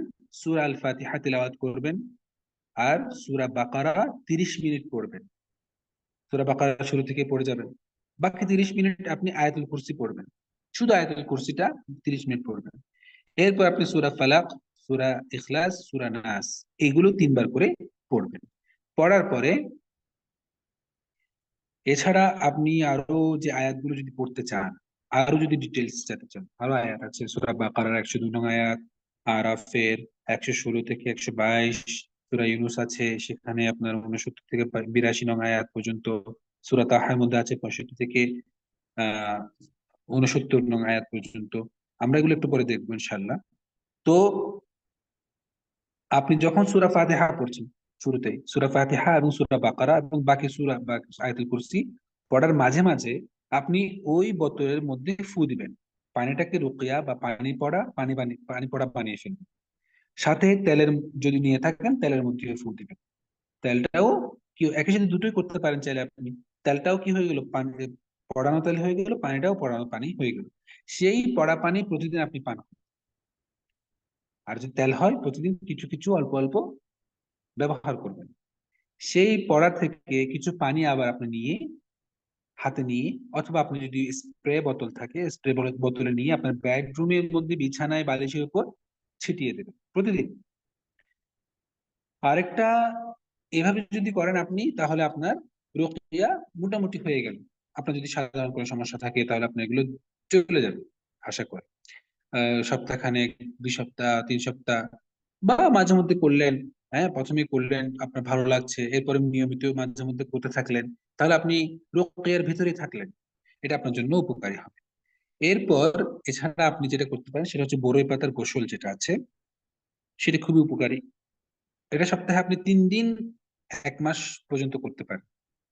রুকিয়ার গোসল এটাকে বলা হয় বড়ই পাতার গোসল। এটার নিয়মটা হলো 11টা কাঁচা বড়ই পাতা নিয়ে, বড়ই গাছের যে নর্মাল পাতাগুলো আছে সেগুলো নিবেন, সেগুলোকে পিষবেন। পেষার পরে সেটার মধ্যে একটা কাঠ তৈরি হবে, মিশ্রণ তৈরি হবে। এটার মধ্যে সূরা ফাতিহা 3 বার, আয়াতুল কুরসি 1 বার, সূরা ইখলাস, ফালাক এবং নাস 7 বার করে পড়ে ফু দিবেন। এরপর সূরা বাকারা 102 নং আয়াত পড়বেন, সূরা আরাফের 106 থেকে 122, সূরা ইউনূস যেগুলো আমি একটু আগে বললাম, এই আয়াতগুলো পড়ে ফু দিবেন পিষে পিষে নেওয়া বড়ি পাতার উপর। তারপর যে বালতিতে গোসল করবেন সেই বালতিতে সেই পড়া বড়ি পাতার মিশ্রণটি বালতির ভেতরে ফেলবেন। তারপর পানি ছেড়ে দিয়ে বালতিতে পানি ভরে গোসল করবেন। আর সামান্য একটু পেশা বড়ই পাতা মানে একটা গ্লাসের মধ্যে নিলেন, সেই গ্লাসের মধ্যে নিয়ে পানির সাথে মিক্স করে পান করে খেয়ে ফেলতে পারবেন যদি আপনার রুচিতে ধরে। এছাড়া বড়ই পাতার রুকিয়া তৈরি করার সময় আপনাকে মনে মনে নিয়ত করতে হবে যে এই বড়ই পাতার গোসলের মধ্য দিয়ে শরীরে থাকা জাদু যদি থাকে কোনো, সেই জাদুর গিট গুলো বা বদনজর, এগুলো আমি এই সমস্যা গুলো থেকে আমি মুক্তি চাইছি। আল্লাহ পাক যেন আমাকে শেফা দান করেন, হে আল্লাহ আপনি আমাকে শেফা দান করেন। তো এটা হলো বড়ই পাতার যেটা আমি বললাম। এরপর আপনি এখন তিলাওয়াত করতে, যেটা আমি পানি পড়া বললাম, এটা, এটার জন্য আপনাকে তিলাওয়াত করতে হবে। বড়ই পাতার জন্য তিলাওয়াত করতে হবে, আপনার তিলাওয়াত করার কোনো সুযোগ নেই। এটার পাশাপাশি আপনি আরেকটা যেটা করতে পারেন, অডিও শোনা, রোকেয়ার যে আয়াতগুলো সেগুলোর অডিও শোনা। এগুলো যখন আপনি শুনবেন, নিয়মিত আপনাকে একটা নিয়ম অনুযায়ী শুনতে হবে। শোনার সময় আপনাকে খেয়াল করতে হবে শরীরের যেসব, কোন কোন জায়গায় বা কোন কোন মাসালের মধ্যে ব্যথা করছে, বা মাংস লাফাচ্ছে কিনা, বা জলা পোড়া হচ্ছে কিনা। এই বিষয়গুলো যদি থাকে তখন আপনি ওই বড়ই পাতার যে একটি গোসল আছে সেই গোসলের পানি প্রস্তুত রাখে, বড়ই পাতার যে মিশ্রণটি সেখান থেকে অল্প অল্প একটু নিয়ে আপনার ওই যে সমস্ত জায়গার মধ্যে কি হয়, জ্বালা পোড়া হয় অথবা লাফালাফি করে বা কোনো ব্যথা করে, সেখানে একটু মাসাজ করতে পারেন। ঠিক আছে, মাসাজ করে নিতে পারেন বড়ি পাতার যেটি আপনি মিশ্রণ তৈরি করলেন সেখান থেকে। আপনার পড়া পানি তৈরির সময় চাইলে এই যে বড়ি পাতার যেটা আছে এটাও পাশে রেখে বড়ি পাতার মিশ্রণ এটার মধ্যে আপনি ফু দিয়ে এই বড়ি পাতার পড়ানো করে নিতে পারেন। কেউ যদি নিয়মিত বা এমন হয় যে প্রায় স্বপ্নে দেখে যে সে কিছু খাচ্ছে, এটা অনেকে দেখে থাকেন, এটার মানে হলো সে মানুষটিকে শয়তান বা ইবলিস খাওয়াচ্ছে, এমন কিছু খাওয়াচ্ছে যেটার মাধ্যমে তার পেটের মধ্যে জাদু করা হচ্ছে। তো আমরা এখন এই দিকে চলে যাচ্ছি, সাধারণ রুকিয়ার যে গাইডলাইন আছে, যেটা হচ্ছে আমি এতক্ষণ যেটা বললাম সেটা হচ্ছে সাধারণ রুকিয়া। এর পাশাপাশি এই যে রুকিয়া এখন যেটা বলছি এটা হচ্ছে বিশেষত জাদুর, পেটের জাদু যারা করা হয় সেটার জন্য। এছাড়া আপনি পেটের যে কোনো ধরনের আসরের জন্য এটা করে নিতে পারেন। বিশেষ করে অনেক মানুষের এটা হয়, এই জন্য এটা বলছি। তো এটার জন্য যেটা করবেন সেটা হচ্ছে ঘুমানোর আগে এক গ্লাস পানি পরিয়ে রাখবেন, সূরা ইখলাস, ফালাক এবং নাস 3 বার করে পড়ে পানিটা কিছু একটা দিয়ে বিসমিল্লাহ বলে ঢেকে রাখতে হবে। খোলা রাখতে পারবেন না, পানিটা উন্মুক্ত রাখবেন না, ঢেকে রাখবেন, না হয় শয়তান সেটাকে নষ্ট করে ফেলবে। এজন্য আপনি যখন ওই দুঃস্বপ্ন দেখবেন, ঘুমের মধ্যে কিছু খেতে দেখেছেন নিজেকে, তখন ঘুম ভাঙার সাথে সাথে এই পানিটি পান করবেন অথবা কুলি করে খালি পেটে খেয়ে ফেলবেন। মানে সাথে সাথে অনেকে পানি খেতে পারে না, ঘুম থেকে উঠে কুলি করলেন একটু করে, বাকিটা খেয়ে ফেলেন, এরকম করতে পারেন। তো যারা এই ধরনের সাধারণ রোকেয়া করতে চান অথবা পেটের যে জাদুর আক্রান্তের এগুলো করতে চান পেটের সমস্যার জন্য, তারা আহ যেটা করতে পারেন, আলাদা আরেকটি যে কাজ করতে পারেন, এটা এখন যেটা বললাম সেটা হচ্ছে ইনস্ট্যান্টলি আপনি ওই স্বপ্নগুলো দেখার পর পর খাওয়ার জন্য। আরেকটা হচ্ছে জাদুর রোকেয়ার যে অডিও গুলো আছে সেগুলো শোনার আগে 2 লিটার পানি নিবেন, সেই বোতলের পানিতে এই সিহের আয়াতগুলো, যে জাদুর আয়াতগুলো আছে সেগুলো যদি পড়তে পারেন পড়ে নেবেন, পড়ে ফু দিবেন। যদি সম্ভব হয় এই আয়াতগুলোর অর্থের দিকেও খেয়াল করবেন, সে আয়াতগুলো আমি আপনাদেরকে দেবো ইনশাল্লাহ। তো এই আয়াতগুলো পড়ে এবং সূরা ফালাক, সূরা নাস, সূরা ইখলাস 7 বার করে পড়বেন। এগুলো পড়ার পর পানিতে ফু দিবেন, আর সবশেষে দরুদ পড়বেন। সেই সাথে 2 লিটার পানিতে খুব সামান্য 1 চিমটি পরিমাণ লবণ মিশিয়ে দিবেন। তারপর পেটের জাদুর এই রোকেয়ার জন্য যে অডিও গুলো আছে সেগুলো শুনতে থাকবেন, আর পানি পড়াটা খেতে থাকবেন। প্রথমে নিজেই পড়ে তিলাওয়াত করে পানিটাকে পড়িয়ে নিলেন, এরপর সেই আয়াতের তিলাওয়াত গুলো শুনতে শুরু করলেন এবং সেই পানিগুলো খেতে শুরু করলেন। এভাবে তখন শরীরে আপনি এক ধরনের রিয়াকশন অনুভব যদি করেন, যেমন কোথাও ব্যথা করছে, মাংস লাফাচ্ছে, তাহলে সেই স্থানটাকে চেপে ধরে রাখবেন, জাদুটা বের করার নিয়ত করে। যদি মনে হয় গলায় এসে কিছু আটকে আছে, তখন গলায় সেই স্থানে হালকা করে চাপ দিতে থাকবেন, জাদু বের করার নিয়ত করে। এভাবে বমি করার চেষ্টা করুন। ইনশাল্লাহ, যদি বমি নাও আসে তখন টয়লেটও হতে পারে, টয়লেটের চাপ যদি হয় এতে করেও জাদু বের হয়ে যায়। এভাবে যদি বমি করার পরে বা টয়লেট করার ফলে যদি এভাবে করে আমল করেন, তাহলে ইনশাল্লাহ আপনার এভাবে করে চলে যাবে। যদি সপ্তাহে আপনি 3 দিন করেন, 3 দিন অন্তত চেষ্টা করতে হবে এভাবে করে। আরেকটা আমল আছে, সেটি হচ্ছে এই রোকেয়া, পেটের জাদুর জন্য রোকেয়া করার আগে 1 বালতি পানি নিবেন, বা এমন একটা কিছুতে একটা বালতি নিবেন, পানি নেয়া আফওয়ান, একটা বালতি নিবেন, সেখানে বমি করার জন্য আর কি, বমি যাতে মেঝেতে বা অন্য কোথাও না লাগে। বমি করার পর বমির মধ্যে ওই পড়া পানিগুলো ঢেলে দিন। 10 মিনিট পর সেই বমি সহ পানিটা ফেলে দিবেন এবং বেসিনটা পরিষ্কার করে নেবেন যেখানে ফেলবেন সেখানে। তো এভাবে কয়েক সপ্তাহ যদি আপনি আমল করতে পারেন, একবারে কমপক্ষে সপ্তাহে 3 দিন করতে হবে, 3 দিন করে কয়েক সপ্তাহ যদি আপনি আমল করতে পারেন, তাহলে আপনার আশা করি সমস্যাটা চলে যাবে। তারপরে যদি না যায়, তাহলে যেটা সর্বশেষ যেটা করে থাকেন রাকিরা, সেটা হচ্ছে সোনা পাতার যেটা আমল, যেটা রুকিয়া, সেটি হচ্ছে সোনা পাতা হয়তো অনেকে চিনেন, যারা চিনেন তারা তো চিনেন, যারা না চিনেন তারা একটু এটা নিয়ে গুগলে সার্চ করলে পাবেন। নিয়মটা হলো সোনা পাতা যদি পান আর কি, তো এটার পরিমাণ হবে এমন যাতে 1 কাপ চায়ের মতো লিকার হয়। পানিতে।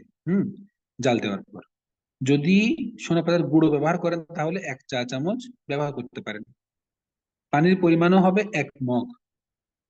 তারপর সোনা পাতা পানিতে জাল দেওয়ার পর অবশ্যই সেই আয়াতগুলো যেগুলো আমরা বলেছি বা বলবো 2 লিটার পানির বোতলে পড়ে, মানে এই পানিটা তো প্রথমে জাল দিলেন, সেটা আবার 2 লিটার পানির সাথে মিক্স করবেন। ওই যেগুলো আমরা বলেছি 2 লিটার পানি পড়ানো, সেই পড়ানো পানির মধ্যে এই সোনা পাতার পানিটাও মিক্স করবেন। যখন মিক্স করবেন আর যখন জাল দিবেন, সোনা পাতার পানিটা যখন গরমের চুলার উপর জাল দিবেন, তখনও আপনি যে আয়াতগুলো বলেছিলাম সেগুলো পড়ে পড়ে ফু দিতে থাকবেন। এরপরে খালি পেটে পান করবেন এই পানিগুলো, বিশেষ করে ফজরের পর। এটা পান করার সময়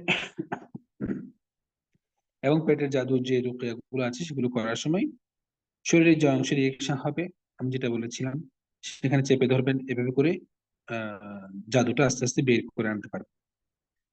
তো এভাবে আপনি সপ্তাহে সর্বোচ্চ 3 দিন এটা পান করবেন এভাবে, এবং 2 দিন পর পর করতে পারেন অথবা 3 দিন পর পর করতে পারেন, সমস্যা নেই।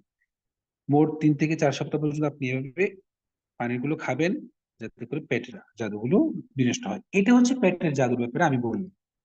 কিন্তু আপনি এই পানি পড়ার যে আহ, প্রক্রিয়াটা, সেটার জন্য আপনার যে কোনো রোগের জন্য আপনি সেটা করতে পারেন। আমি সোনা পাতা বললাম বা বড়ে পাতা বললাম, সেটা হচ্ছে বিশেষ করে জাদুর ক্ষেত্রে। এর বাইরে আপনি যে কোনো 2 লিটার পানির মধ্যে পানি নিয়ে এই আয়াতগুলো পড়ে পড়ে ফু দিয়ে আপনি চাইলে নিজের রুকিয়া নিজে করে নিতে পারেন। মূলত রুকিয়া নিজে নিজে করার জন্য আসলে বেশ অভিজ্ঞতা এবং সচেতনতা দরকার। সাধারণভাবে সুন্নাহ বলা, যে সুন্নাতে বর্ণিত দোয়া, জিকির, তেলাওয়াতের আমল করা যায়, তবে সেটা সবচেয়ে ব্যাটার। মানে হচ্ছে আপনি নিজে দৈনন্দিন আমলগুলো করা সবসময়। আমরা আগামী পর্বে সেই বিষয়গুলো নিয়ে আলোচনা করব। তবে সাধারণ রুকিয়া বলতে আসলে এমন না যে সাধারণত আপনি যে কোনো সমস্যা নাই কিন্তু পড়তেছেন, রুকিয়া করতেছেন, এরকম কোনো আসলে কিছু নেই। মানুষের যখন একটা নির্দিষ্ট সমস্যা দেখা দেয়, তখনই মাত্র রুকিয়া করানো হয়। সবসময় খেয়াল রাখবেন, নিজে যদি নিজে করতে পারেন তাহলে বেশি ফলাফল পাওয়া যায়। কোনো অভিজ্ঞ রাকিকে দিয়ে যদি করান তাহলে সমস্যা নেই, যদি নিজে করতে না পারেন। তো সেটা খেয়াল রাখবেন। অনেকে দেখা যায় যে ইউটিউব থেকে আন্দাজে সার্চ করে আয়াতগুলো শুনতেছে উল্টা পাল্টা, তখন আরো সমস্যা বেড়ে যায়। এই জন্য একজন রাকির কাছে আপনি এই জন্য সাজেশন চেয়ে নিতে পারেন। আমাদের নিট থেকে ইনশাল্লাহ এরকম একটা খুব চমৎকার, একেবারে সাজানো গোছানো একটা প্রোগ্রাম আসতে পারে, যেটার মাধ্যমে আপনি এই ধরনের সাজেশন গুলো নিতে পারবেন। এরপর আপনি কনসালটেন্সি নিতে পারবেন ইনশাল্লাহ। এখন আমরা রুকিয়ার আয়াতগুলো একটু দেখি। প্রথমত যেটা সূরা ফাতিহা বলেছিলাম, এরপর সূরা বাকারার 1 থেকে 5 নং আয়াত, সূরা বাকারার 102 নং আয়াত, সূরা বাকারার 163 থেকে 64 নং আয়াত, সূরা বাকারার 255 নং আয়াত, সূরা বাকারা থেকে 285 থেকে 86 নং আয়াত, সূরা আলে ইমরানের 18 এবং 19 নং আয়াত। এগুলো হচ্ছে কিছু। আরো আছে সূরা আরাফের 54 থেকে 56 নং আয়াত, সূরা আরাফের 117 থেকে 122 নং আয়াত, সূরা ইউনূসের 81 82, সূরা তাহার 69, সূরা মুমিনুন 115 থেকে 118 পর্যন্ত, সূরা সাফফাতের 1 থেকে 10 পর্যন্ত। এরপরে সূরা আহকাফের 29 থেকে 32 পর্যন্ত, সূরা রহমানের 33 থেকে 36 পর্যন্ত, সূরা হাশরের 21 থেকে 24 নং আয়াত, সূরা জিনের 1 থেকে 9 নং আয়াত, সূরা ইখলাস, সূরা ফালাক, সূরা নাস। এর পাশাপাশি আপনি এই সমস্ত আয়াতগুলো পড়ার আগে দরুদ শরীফ পড়বেন, আয়াতগুলো পড়ার পরে দরুদ শরীফ পড়বেন। আল্লাহর কাছে আয়াতগুলো পড়ার মাঝে মাঝে কিছু আয়াতগুলো বারবার পড়ছেন, মাঝে মাঝে একটু করে থেমে আপনি আল্লাহর কাছে দোয়া চাইবেন মনে মনে, এবং নিয়তটাকে পাকাপোক্ত করবেন কিসের জন্য আপনি এগুলো পড়ছেন। তো এইভাবে যদি করেন ইনশাআল্লাহ, আল্লাহ সুবহানাহু ওয়া তাআলা আশা করি আপনাদেরকে সেলফ রুকিয়ার মাধ্যমে সমস্যার সমাধান করে দিবেন। যদি তারপরে না হয়, তাহলে তো আহ একজন অভিজ্ঞ রাকির কাছে আপনাদের যেতেই হবে। সর্বোপরি বর্তমানে আমরা যে রোগ প্রতিরোধের চেয়ে আমরা আগে থেকে প্রতিরোধ করার চেয়ে প্রতিকার করার জন্য বেশি ছুটি। দেখা যায় যে প্রিভেনশন ইজ বেটার দেন কিউর। এটা যে আমরা জানি, শুধু কথাই জানি বা কাজ জানি না। অনেক সময় দেখা যায় আক্রান্ত হওয়ার পরেই গিয়ে আমরা কি করছি, চিকিৎসা করছি, কিন্তু আক্রান্ত হওয়ার আগে কিন্তু আপনার হাতে অনেক অপশন ছিল নিজেকে রক্ষা করার, সুরক্ষিত রাখার। তো এই জন্য আপনাকে এই একটু নিজেকে আগে সুরক্ষিত রাখতে হবে। আমরা এই একেবারে মুসলিম সমাজে বসবাস করেও আমরা ধর্মীয় ভাবে কোনো মেধার বিকাশই ঘটাচ্ছি না। এর ফলে কি হয়, আল্লাহ সুবহানাহু ওয়া তাআলা আমাদের জন্য যে সমাধান দিয়ে রেখেছেন কোরআনের মধ্যে সব সময়ের জন্য, সেগুলো থেকে আমরা বঞ্চিত। একেবারে জেনে শুনেই ইচ্ছাকৃতভাবে বঞ্চিত হচ্ছি কোনো অর্থ ছাড়া। এমনকি আমরা যে একে অপরকে সালাম দিই, সালামু আলাইকুম রহমতুল্লাহ, সালাম মানে হচ্ছে কি নিরাপত্তা, একজন আরেকজনের কাছে নিরাপদ চাওয়া, একজন আরেকজনকে নিরাপত্তা দেওয়া। এই সালামটা পর্যন্ত আমাদের মধ্যে কার্পণ্য। এই সালামেরও একটা প্রভাব আছে, আমি শুরুতে যেটা বলেছিলাম, প্রত্যেকটি বিষয়ের একটি প্রভাব। আল্লাহ সুবহানাহু ওয়া তাআলা ইসলামের মধ্যে, রাসূল সাল্লাল্লাহু আলাইহি ওয়াসাল্লাম দ্বীনের মধ্যে যে সকল আমলগুলো দিয়ে গেছেন, এই আমলগুলোর মধ্যে একটা প্রভাব আছে বলেই দিয়েছেন, এগুলো এমনি এমনি না। আল্লাহ রাসূল সাল্লাল্লাহু আলাইহি ওয়াসাল্লাম আহ, নিয়মিত আমল করতেন, আপনারা হয়তো জানেন। কখনো এমন কোন বর্ণনা আমরা পাই নাই যেখানে আল্লাহ রাসূল বলেছেন যে আয়েশা রাদিয়াল্লাহু আনহাকে আমাকে সূরা ফালাক নাস পড়ে একটু ফু দিয়ে দাও, এটা কখনোই বলেন। প্রত্যেকদিন রাতে তিনি নিজেই পড়ে নিজের হাতে ফু দিয়ে পুরো শরীরটা মালিশ করেছেন। তার মানে হচ্ছে এখানে নিজে করাটা সবচেয়ে আগে থেকে প্রিভেনশনটা সবচেয়ে বেশি ইম্পর্টেন্ট। হ্যাঁ, প্রিভেনশনটা সবচেয়ে বেশি ইম্পর্টেন্ট। আর হযরত ওমর রাদিয়াল্লাহু আনহুকে আমরা যেটা জানি যে শয়তানরা সবচেয়ে বেশি ভয় পেত। এটার কারণটা কি? আপনাদের কাছে আমি এই প্রশ্নটা রেখে গেলাম। ইবলিস, শয়তান হযরত ওমর রাদিয়াল্লাহু আনহুকে এই যে রুকিয়া বা এই ধরনের প্যারানর্মাল বিষয়ের পারপাস থেকে, আপনারা আমাকে উত্তরটা আগামী পর্বে বা গ্রুপে বা কোনোভাবে জানানোর চেষ্টা করবেন যে ওমর রাদিয়াল্লাহু আনহুকে শয়তান বা ইবলিস, যে জিনগুলো আছে, এরা কেন ভয় পেত, পিছনে কারণটা কি? তো এটা আমি আগামী পর্বে ইনশাআল্লাহ আপনাদের কাছ থেকে শুনবো।